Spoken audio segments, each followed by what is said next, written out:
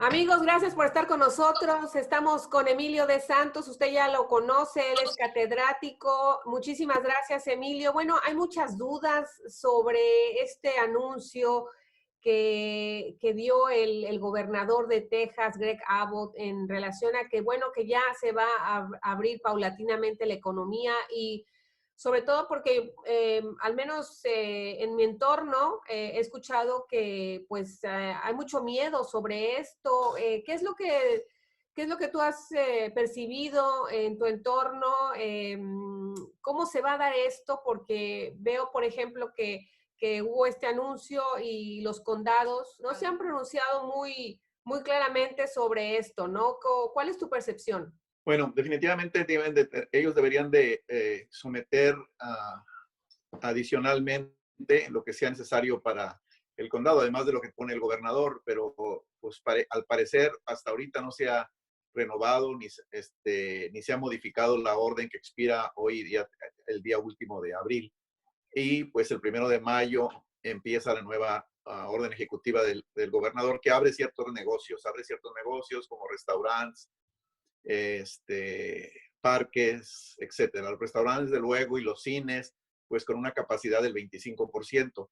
Otros negocios, pues definitivamente, pues no se abren. Ha habido mucha presión sobre mucha gente que quiere que se abra, pues los salones de belleza, los lugares de tatuajes, y pues ha habido unos movimientos de algunos cientos de gentes que han estado presionando, e incluso bastante, porque quieren más, quieren que se abra todo definitivamente.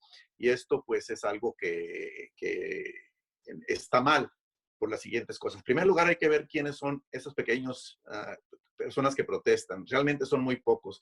Se hizo una encuesta por la Universidad de Texas del 10 al 19 de abril y el 56% estaba de acuerdo en las restricciones que puso el gobernador. Nada más un 29% estaban en contra, e incluso la mayoría de los republicanos, dentro de los republicanos, estaban a favor, un 86% de las restricciones. Pero ese grupito de gente que en toda la nación ha estado, esos grupitos bloqueando hospitales y protestando, y que quieren que se abra definitivamente todo. Quieren que se abran los lugares de tatuajes, quieren que se abran los lugares de, como decía, los salones de belleza, otro tipo de actividades. Por cierto, yo nunca he visto ninguna de esas protestas que quieran que abran una biblioteca o un lugar donde venden libros, pero bueno, así son esos grupos de gente que están incitados a hacer estas cosas. Y desafortunadamente ya la presión está muy fuerte para el gobernador. Incluso, pues él y otros gobernadores abrieron anticipadamente, como en mi opinión, pero esa apertura, pues quieren más, o sea, definitivamente quieren una apertura total. Y esto es muy peligroso, porque los expertos, incluyendo los expertos del gobierno, han indicado que se está abriendo muy pronto la economía. El doctor Robert Redfield, el director del Centro de Control de Enfermedades, dijo que definitivamente va a haber una segunda oleada, un second wave, Sí. y está prediciendo que va a ser más adelante de este año y va a ser una situación catastrófica. Mucha gente pues habla y opina sobre esta situación, pero hay que ver la historia. Obviamente, pues ninguno lo vivimos porque pues fue hace 102 años, pero pues hay libros, hay lugares donde la gente se puede enterar, hay estudios, hay documentales.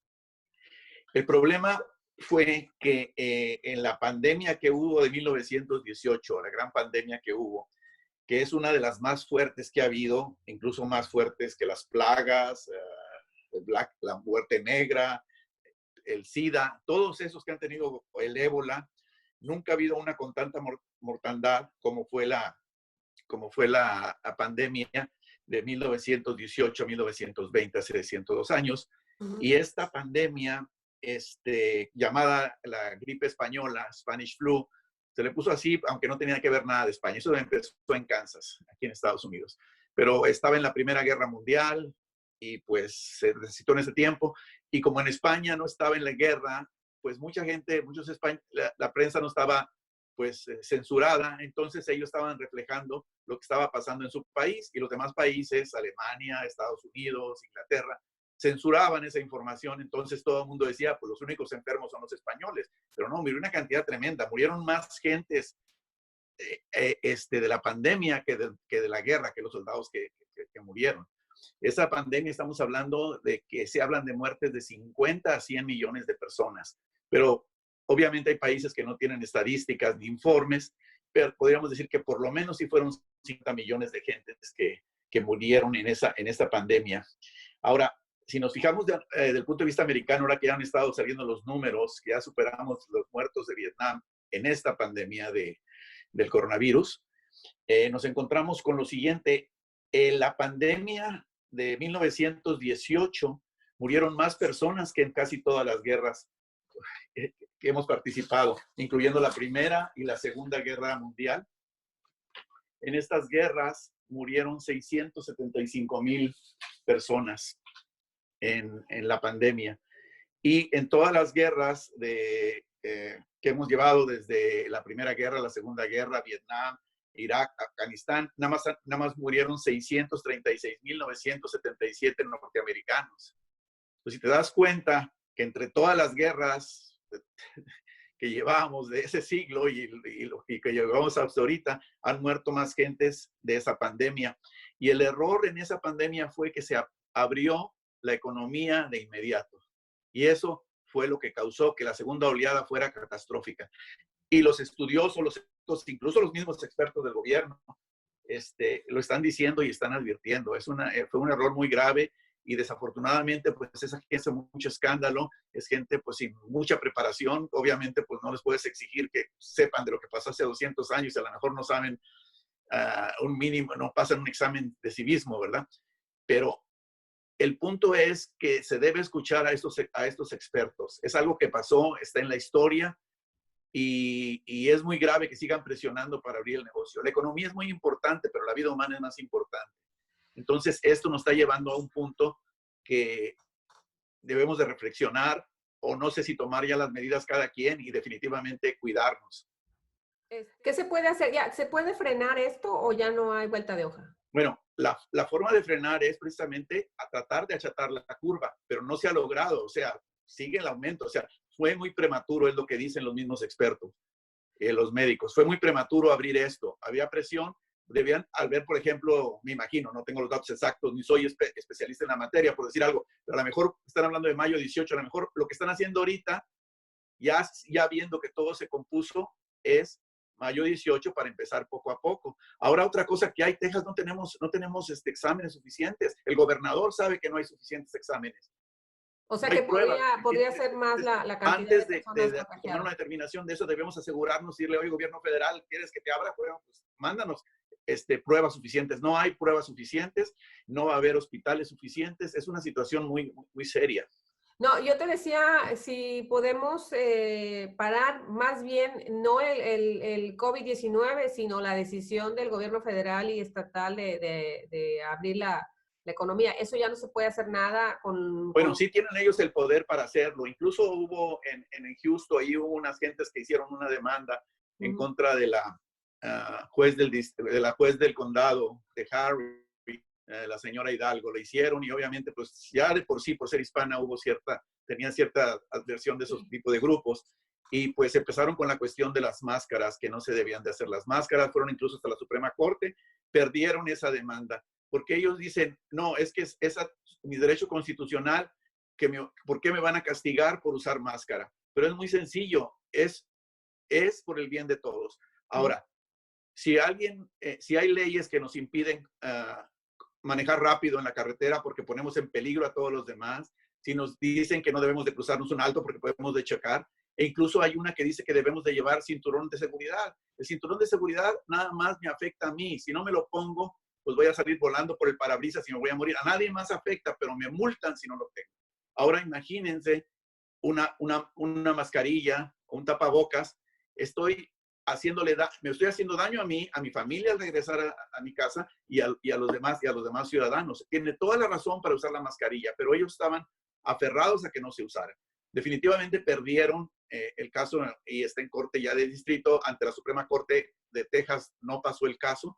Y pues definitivamente se debería usar mascarilla, pero el gobernador salió con que sí se debe usar la mascarilla, pero pues no debemos de multar a nadie ni meter a la cárcel a nadie, porque si no queremos llenar las cárceles de gentes, pues eso no es. Entonces vamos a decir cada quien vamos a violar todas las leyes para no llenar las cárceles. No le veo sentido a esa actitud. O sea, entonces, para aclarar, queda entonces sin efecto la medida de quedarse en casa, de las ciudades, de los condados. Sí, queda la que había aquí en este condado de 8, que de las 11 de la noche a las 5 de la mañana nadie saliera. Eso queda sin efecto, no porque haya puesto algo el gobernador. El gobernador sacó una regla general para todo el estado. Queda sin efecto porque no expande más días la orden actual o no hace una orden nueva el juez del condado. El juez del condado ahorita puede decir, no sale nadie después de las 12 de la noche y es perfectamente legal. O el juez del condado puede decir, todos usan mascarilla. Ajá. Deben usar la mascarilla. Y si no usan mascarilla, pues se les va a sancionar en esta forma. Pero vamos a suponer que esto está bien ahorita, aunque fue adelantado, que no fue, que todo está muy bien. Vamos a un restaurante y tenemos el 25%. Si antes había pues 100 gentes que entraban ahí, pues no van a entrar 25. Y si tenían 50 gentes, que es normal un restaurante, pues mejor va a haber 12 gentes y media. Y todo está muy bien, perfecto, todos separados. Igual los cines también, el 25%, todos separados. Pero ahí está el punto, ¿por qué no poner obligatorio el uso de la mascarilla? Porque ¿de qué sirve que nos pongan separados si ahí va a entrar uno que porque dice que tiene unos derechos y que la Constitución X, que no sabe enumerar los artículos de la Constitución, pero va a decir que la Constitución la autoriza a no usar mascarilla, va a contaminar todo? ¿Cuál es el sentido de eso? Emilio, ¿algo más que quieras agregar? Bueno, pues esperemos que nos vaya bien, esperemos que toda la gente coopere, que tengamos conciencia, que se abra la conciencia en las personas, esperemos que escuchen a los expertos, a los médicos que son los que saben de esta situación, sobre todo los que saben de epidemiología, que saben qué es lo que estamos sufriendo y son los que saben eso. Olvidarse también de muchas soluciones milagrosas y cosas de ese tipo. Esto es un virus. Ya ha pasado, no hay ninguna teoría de la conspiración que lo crearon unos políticos para perjudicar a otros políticos, eso no es cierto. Simplemente es un virus. Hace 102 años hubo otro, el de la llamada española, que fue una pandemia.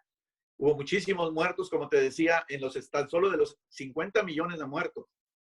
Y el virus tuvo mutaciones y fue el mismo error, abrir anticipadamente en lugar de haberse quedado las gentes concentradas.